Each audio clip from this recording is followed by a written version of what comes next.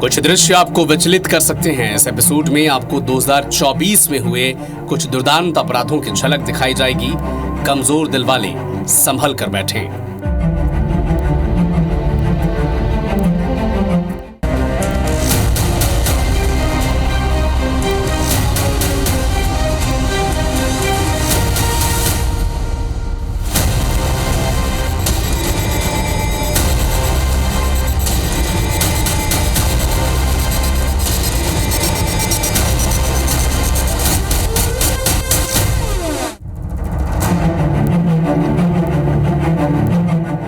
अगस्त को कोलकाता के आरजीकर अस्पताल के सेमिनार हॉल में ट्रेनी डॉक्टर की बॉडी मिली।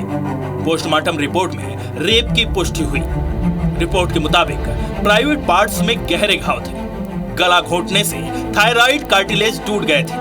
पेट, होंठ, उंगलियों और बाएं पैर पर चोट के निशान थे। उनके चेहरे पर इतनी ताकत से मारा गया था कि चश्मे का कांच टूटकर आंखों में घुस गया था। इस केस के सामने आते ही पूरे देश में बवाल मच गया। डॉक्टर्स के साथ आम लोग भी सड़क पर उतर आए और इस केस के विरोध में कैंडल मार्च निकाला। केस को लेकर सियासत भी खूब हुई। पुलिस के बाद सीबीआई ने केस अपने हाथों में लिया। सीसीटीवी के आधार पर 9 लोगों की गिरफ्तारी हुई, लेकिन आरोपियों को जमानत मिल गई। अब तक 2 वकील केस छोड़ चुके हैं और परिवार अब भी न्याय की गुहार लगा रहा है।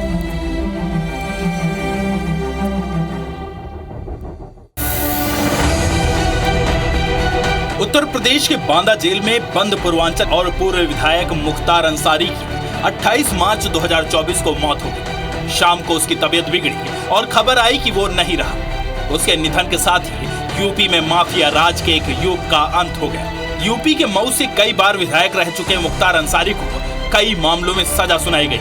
मुख्तार अंसारी पर यूपी, पंजाब, नई दिल्ली और कुछ और राज्यों में लगभग 60 से ज्यादा मामले पेंडिंग थे। मुख्तार अंसारी की यूपी के नोएडा, कानपुर, लखनऊ, आजमगढ़, मऊ, गाजीपुर और वाराणसी में अरबों की प्रॉपर्टी थी।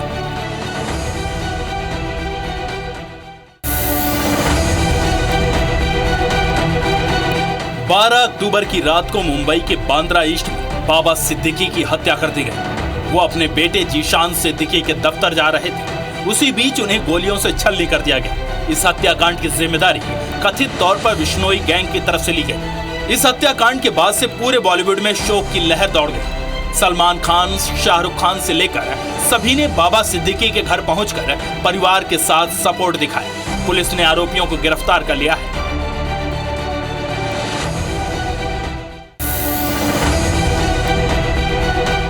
महाराष्ट्र के ठाणे के बदलापुर में 12 अगस्त को 2 बच्चियों के साथ यौन शोषण का मामला सामने आया। स्कूल के गर्ल्स वॉशरूम में एक स्वीपर ने इस वारदात को अंजाम दिया था। मामले में पुलिस ने स्कूल प्रेसिडेंट उदय कोटवाल और सेक्रेटरी तुषार आप्टे को गिरफ्तार किया था। इस केस को लेकर भी ठाणे में जमकर बवाल हुआ। लोग सड़क पर उतर आए और प्रशासन की हालत खराब हो गई। मुख्य आरोपी अक्षय सिंधे को पुलिस ने 17 अगस्त को गिरफ्तार किया और 23 सितंबर को पुलिस एनकाउंटर में उसकी मौत हो गई, जिसके बाद एनकाउंटर को लेकर भी कई सवाल उठे।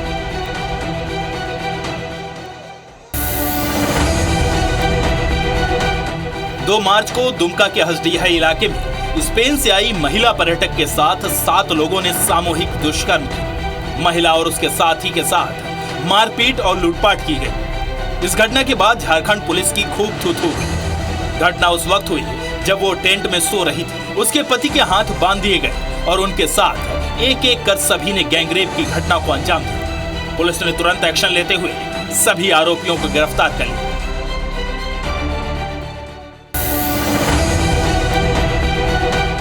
पंजाब के रूपनगर में पुलिस ने पिछले 18 महीनों में 11 लोगों की हत्या करने वाले खूंखार आरोपी को गिरफ्तार किया है। आरोपी की पहचान होशियारपुर के राम स्वरूप उर्फ सोढ़ी के रूप में हुई है। पुलिस के मुताबिक वो अपनी कार में लिफ्ट देकर पुरुषों को लूट लेता था और विरोध करने पर उनकी हत्या कर देता था। वो यही नहीं रुकता था, इसके बाद वो शव के साथ शारीरिक संबंध बनाता था। उसके बाद शव के पैर छूकर माफी मांगता था। इस कुख्यात आरोपी को पकड़ने के लिए पुलिस ने टीम गठित की और कड़ी मशक्कत के बाद आरोपी को गिरफ्तार किया।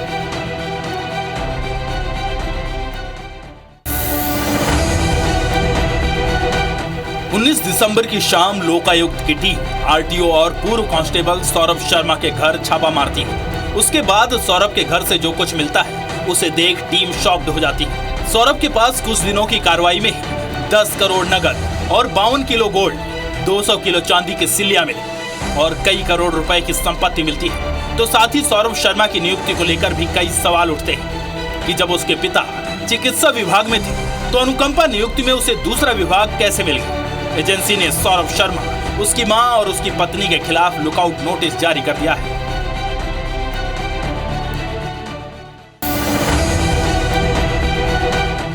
सूरजपुर में कुलदीप साहू नाम के एक आरोपी ने एक हेड कांस्टेबल की बीवी और बच्ची को मारकर घर से 4 किलोमीटर दूर फेंक दिया था।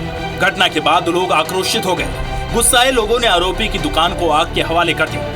इस घटना से पुलिस प्रशासन में खलबली मची, जिसके बाद पुलिस ने कड़ी मशक्कत के बाद आरोपी कुलदीप को गिरफ्तार कर लिया है।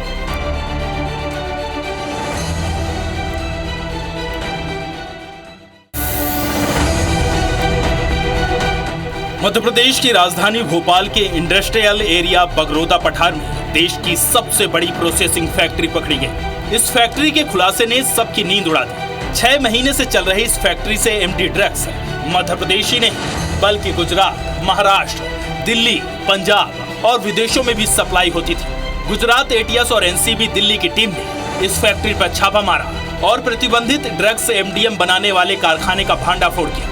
फैक्ट्री से 1814 करोड़ रुपए की एमडी और उसे बनाने वाला सामान बरामद किया गया।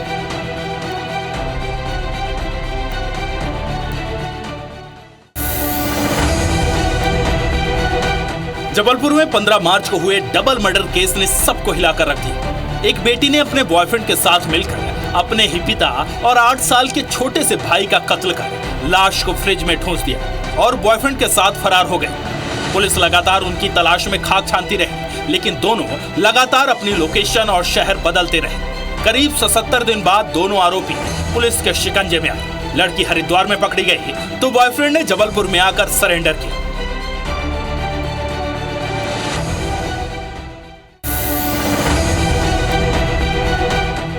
सागर के टहरा टहरी गांव में एक सन की बुजुर्ग को खूब चंद लल्ले ने अपनी पत्नी के सिर को धड़ से अलग कर दिया। इतना ही नहीं, आरोपी के गुस्से का आलम यह था कि वो कटे हुए सर को लेकर जंगल भाग गया। सुबह जब परिवार के बाकी सदस्यों की नींद टूटी तो दहलीज में घर की बुजुर्ग महिला की सिर कटी लाश देख सबके होश उड़ गए।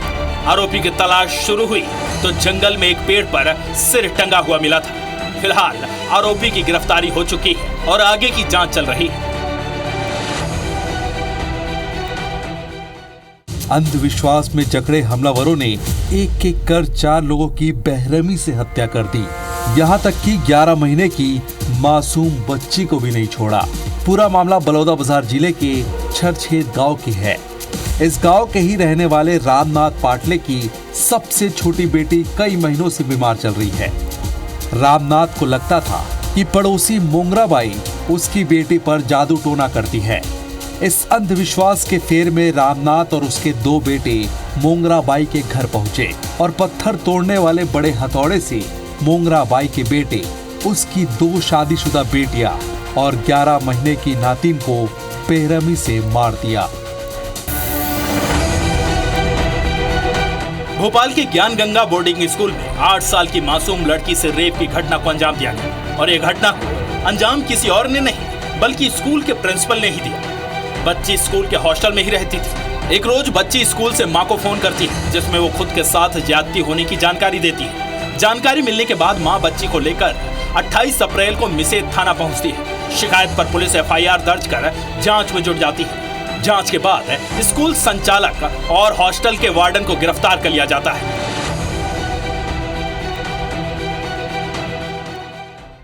ग्वालियर में कुछ ऐसा घटा जिससे सुन सबका दिल रो उठा। बेटों से नफरत, मां के लिए हमदर्दी और समाज के लिए मन में सवाल उठने लगे। राय कॉलोनी में रहने वाली कमला देवी कोष्ठा को उनके ही बेटों ने 9 दिसंबर को गला घोटकर मौत के घाट उतार दिया। किसी को पता ना चले इसके लिए उन्होंने अंतिम संस्कार की तैयारी भी कर ली। लेकिन वो कहावत है ना, कर्म पलटता जरूर है।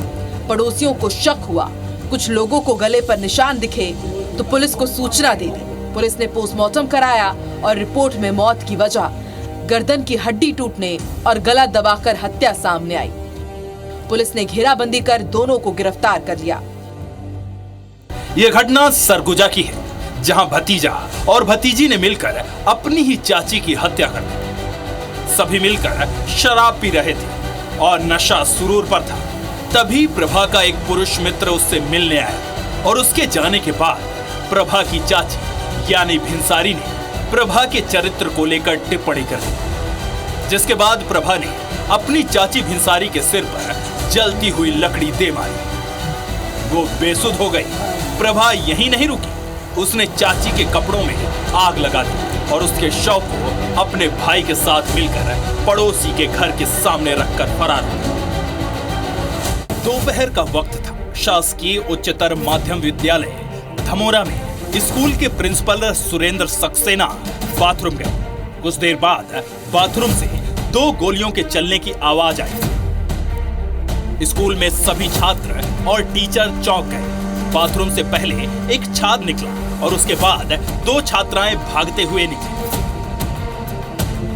जो डरी सहमी हुई थी, जैसे उन्होंने अपनी आंखों से मौत को देख लिया। टीचर्स ने बाथरूम में जाकर देखा तो प्रिंसिपल सुरेंद्र कुमार सक्सेना की लाश पड़ी हुई थी। यह हत्या किसी और ने नहीं बल्कि स्कूल में ही पढ़ने वाले छात्र ने की थी और उसे इस बात का पछतावा ही नहीं था। सीसीटीवी फुटेज में वो इस हत्याकांड के बाद नाचता हुआ नजर आ रहा है। आरोपी पवन जिला अस्पताल में एक युवती को लेकर पहुंचता है, उसे भर्ती करवाता है और फिर फरार हो जाता है। इलाज के दौरान युवती दम तोड़ देती है और जब उसका पोस्टमार्टम होता है तो पता चलता है कि युवती प्रेग्नेंट। आरोपी पवन युवती के साथ पिछले 2 साल से लिव इन रिलेशन में था, लेकिन उसका मकसद युवती का प्यार नहीं बल्कि उसके बैंक खाते में जमा लाखों रुपए थे। उज्जैन में बुजुर्ग ज्योतिष को हनी ट्रैप में फंसाकर 4 करोड़ ऐंठने की आरोपी नौकरानी और उसके 2 साथियों को पुलिस ने धर दबोचा है। पुलिस के मुताबिक गिरोह ने 2 साल में ज्योतिष से करीब 4 करोड़ रुपए वसूले। आरोपी हाउसमेट के घर से 45 लाख रुपए कैश और 55 लाख रुपए के गहने बरामद हुए हैं। शातिर मेड ने ज्योतिष को पहले अपने जाल में फंसाकर उनके अश्लील वीडियो बनाए और फिर उन्हें वायरल करने की धमकी देकर ब्लैकमेल करने लगे। शिकायत के बाद पुलिस ने कार्रवाई की है।